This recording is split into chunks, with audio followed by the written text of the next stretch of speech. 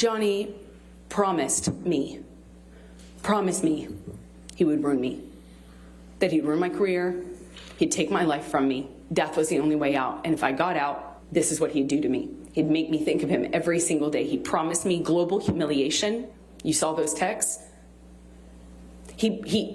What he couldn't do, the work of one individual, meaning Johnny, when he was inviting a disgruntled employee over for a spot of purple to fix my flabby ass up, that revenge that he sought back then was just what he could do as an individual, calling the studio to get me fired, trying to block him. Objection, Your Honor. Lack of foundation, speculation, hearsay, non-responsive. I'll sustain as to non-responsive.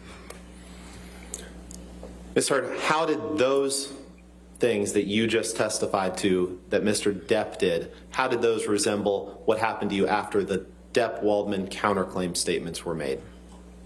Well, those are Objection, Your Honor. Lack of foundation. She's Overruled. Thank you. Thank you, Your Honor. Those are just an echo of what I'm living through today.